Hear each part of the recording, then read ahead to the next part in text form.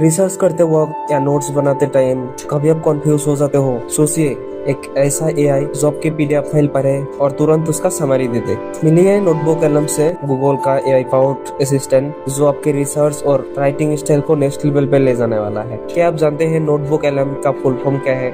Notebook LM का full form है notebook language model. ये गूगल का बनाया हुआ एक स्मार्ट असिस्टेंट है जो आपके डॉक्यूमेंट्स या नोट्स को समझाता है और उसके बेस पे ही आंसर देता है। ये एक पर्सनल ट्यूटर जैसा है जो आपके लैंग्वेज में आपकी हेल्प करता है। तो चलिए देखते हैं क्या क्या फीचर्स मिलता है नोटबुक एलएम में। तो सबसे पहले नंबर 1 पर आता है सोर्स बेस्ड आंसर। ये सिर्फ उन्हीं डॉक्यूमेंट से जवाब देता है जो आप अपलोड करते हो, कोई रैंडम इंटरनेट का डाटा नहीं। Number 2 auto summary. लंबे पीडीएफ्स का समरी कुछ ही सेकंड में रेडी कर देता है। Number 3 ask like a AI tutor. आप पूछ सकते हो इस पीडीएफ फाइल को समराइज कर दो और तुरंत समराइज कर देगा। या आप पूछ सकते हो इस पीडीएफ को हिंदी में कन्वर्ट कर दो, तो ये तुरंत वो भी कर देगा। उसके बाद नंबर 4 पे आता है लिंकिंग आइडियाज अक्रॉस नोट्स। अगर आपने मल्टीपल डॉक्यूमेंट्स अपलोड किया है तो ये उनमें लिंक या रिलेशन भी ढूंढ के बताता है, जैसे कि स्मार्ट असिस्टेंट। तो नंबर 5 पर आता है माइंड मैप। ये आपको सारे इंफॉर्मेशन एक सिंपल माइंड मैप में कन्वर्ट कर देगा, जो आपको कोई भी इंफॉर्मेशन याद करने में आसान होगा। तो चलिए दिखाते हैं कि नोटबुक एलएम को कैसे यूज करें। तो सबसे पहले आपको सर्च करना है नोटबुक एलएम। तो नोटबुक एलएम सर्च करने के बाद देखिए इस तरह का इंटरफेस आएगा और पहला वाला जो वेबसाइट है इसको ओपन कर लेना है। तो ओपन कर लेने के बाद कुछ इस तरह का इंटरफेस आएगा और उसके बाद आपको क्या करना है, ट्राई नोटबुक एलएम इसमें क्लिक कर देना। तो इसमें क्लिक कर देते ही ये ओपन हो जाएगा। तो मैंने इसे शॉर्टकट में ऐड कर लिया था। तो यहाँ से आपको एक पीडीएफ फाइल या डॉक्यूमेंट्स अपलोड कर लेना है, कोई भी एक सोर्स। तो मैं एक पीडीएफ फाइल अपलोड करता हूँ। तो इसे अपलोड होने में थोड़ा वक्त लगेगा, तब तक आप इस वीडियो को लाइक कर दीजिए और चैनल को सब्सक्राइब कर दीजिए। तो देखिए ये अपलोड हो गया है। अब इससे मैं एक सवाल पूछता हूँ कि इस पीडीएफ को समराइज कर दो।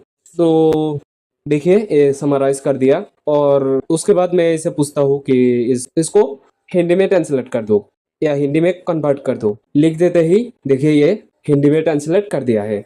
तो उसके बाद मैं आप लोगों को दिखाता हूँ कि ये सोर्स बेस्ड आंसर देता है कि नहीं। तो उसके लिए मैं पूछता हूँ व्हाट इज टेलीस्कोप। तो व्हाट इज टेलीस्कोप सर्च कर देते ही देखिए इसने क्या आंसर दे दिया है, based on the provided source and our conversation history there is no information about what is telescope is.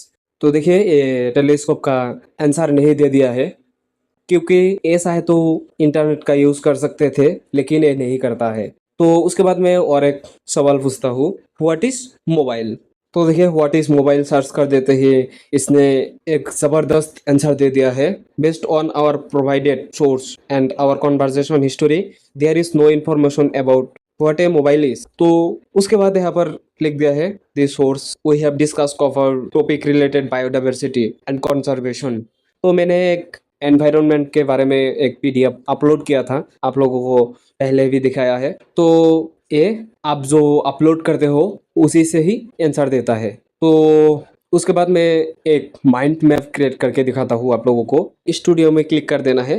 तो स्टूडियो में क्लिक कर देते ही यहाँ पर देखिए माइंड मैप का एक ऑप्शन दिखाई देगा, इसमें क्लिक कर देना है। तो इसमें क्लिक कर देते ही ये एक माइंड मैप क्रिएट कर देगा। देखिए यहाँ से आप अपनी तरह से इंफॉर्मेशन को समझ सकते हो। तो यहाँ से आप चीज़ों को या पीडीएफ्स का जो इंफॉर्मेशन है वो बहुत आसानी से समझ सकते हो। तो ये एक बहुत ही कमाल का वेबसाइट है जो गूगल ने कुछ ही दिन पहले लॉन्च किया है और ये स्टूडेंट के लिए बहुत मज़ेदार है। मैंने बहुत दिन से नोटबुक एलएम को यूज़ कर रहा हूँ और ये बहुत यूजफुल है कोई भी पीडीएफ समराइज करने में या ट्रांसलेट करने में। तो दोस्तों अगर आप एक स्टूडेंट हो या कंटेंट क्रिएटर, नोटबुक एलएम आपकी प्रोडक्टिबिलिटी को बूस्ट कर सकता है। एक बार ट्राई जरूर करना और नीचे कमेंट करके बताना कि आपने इसको कैसे यूज किया। तो मिलते हैं अगले कई नए वीडियो में, तब तक के लिए खुदा हाफिज।